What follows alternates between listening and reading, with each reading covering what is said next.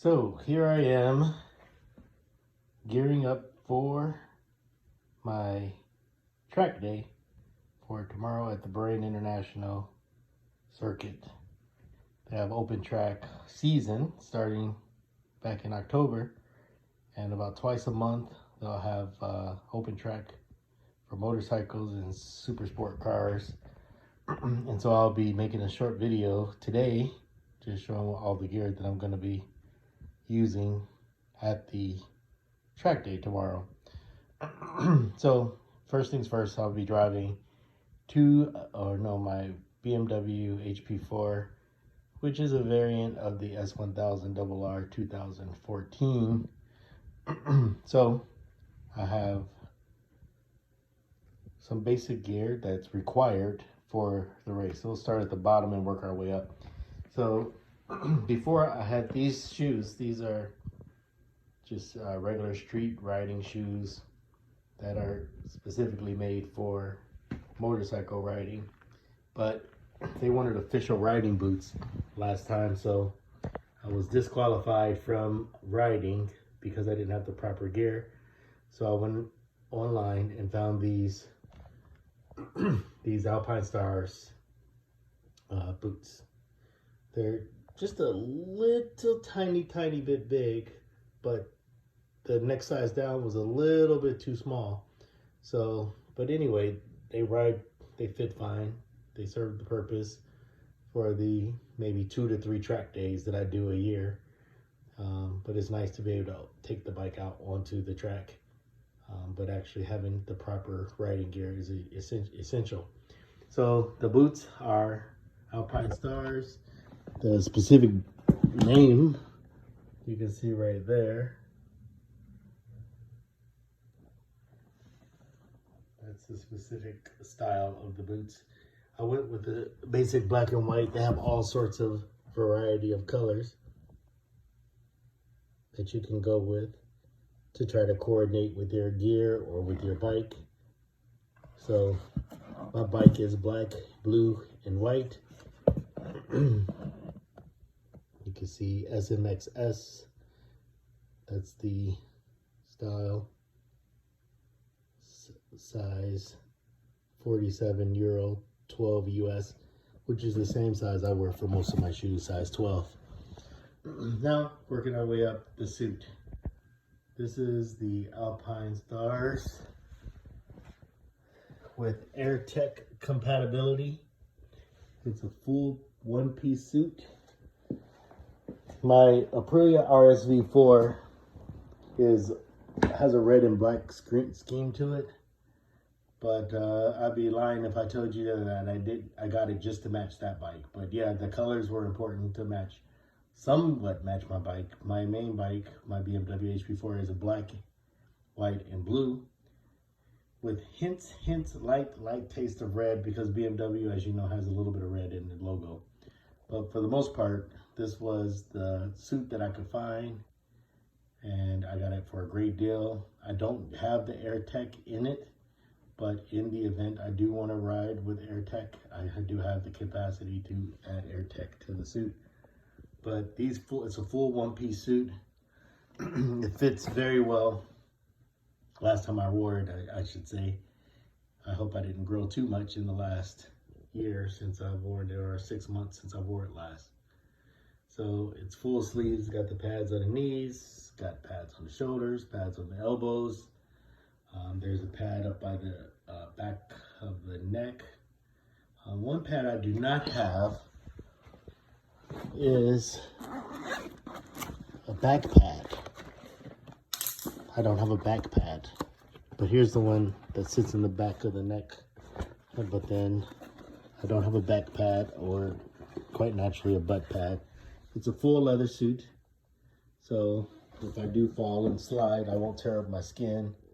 The boots are going to protect my feet and my ankles and my legs, shins. Of course, these gear does not prevent your bones from breaking, but it does help you slide and glide along the pavement in the unlikely event and possible event that you might fall and crash. So I got my suit, the boots, and now every rider knows that gloves are an essential part of riding. For riding, excuse me. For riding, you should have maybe a 3/4 length or a little bit longer of a length, but with the long sleeves, and I just feel a little bit more comfortable, and they're a little more versatile. Since I only ride about 3 times a year, these will work more than fine, provided I don't have any serious accident and I'm not racing, you know, like crazy. I'm just want to make sure I have proper protection for my hands in the event that I may fall. So those are the gloves. They're Alpine Stars also. The boots, Alpine Stars. The suits, Alpine Stars.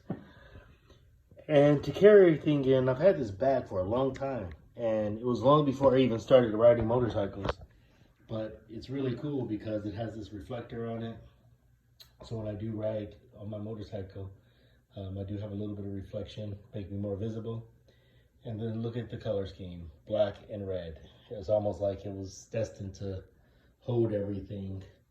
Now, it's a pretty big bag and a pretty big backpack, and I was able to fit the entire suit in the backpack last time I wore it, the last time I rode down.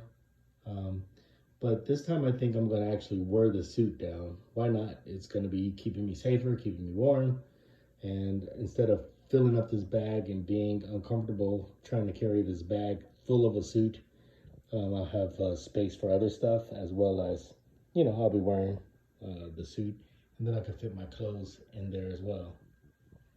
Okay, now let's move to the respective helmets. I have this Icon, which was my first helmet that I bought when I had my Honda, and then my Honda CBR 600, and I fitted it out with the Sena 50S intercom system that you can talk. It's a Bluetooth system, has some speakers. Everything has to be positioned absolutely perfectly for you to get quality sound. If it's off even a centimeter, it's going to be a disaster. But I fitted the top of the helmet for a GoPro camera, and I fitted the speakers inside. And actually I had microphones inside the helmet as well, so then I could record audio as I was riding and doing video vlogs. And I had a Tascam camera. I had everything set up to become this world famous motorcycle riding vlogging guy. But keeping on top of the technology and keeping on top of editing and uploading videos and transferring, it was a big mess. So I didn't stick to that hobby too long, but everything is already set up. It's one of the many different ways to set up a helmet cam. But for me, I do a chin mount on this helmet. Wasn't going to be too practical because of where the face mask hits. So I did the top of the head, which kind of looks silly, but it still serves the purpose of filming the road while you're riding. But anyway, the helmet is an Icon Airflight. It's been perfect. It fits really snug, which makes you feel really secure and safe driving down the road. It does let some air in. So it has a visor inside, so you can block out the sun and open up the face mask to get even more air in while keeping, you know, maybe keep your eyes a little bit safe, a little bit of eye protection. But definitely the sun visor inside built into the helmet definitely is a feature, a nice feature. And then my daily rider, which is probably going to be the helmet that I use to ride down to the track, is going to be my Shoei. As you can see, it's pretty dusty and buggy from the last ride. I hadn't cleaned it yet. But it's a modular helmet. So it comes up and then you can adjust so that air can come in and out easy. Also, it has this face mask, obviously comes up as well. And then inside you can let down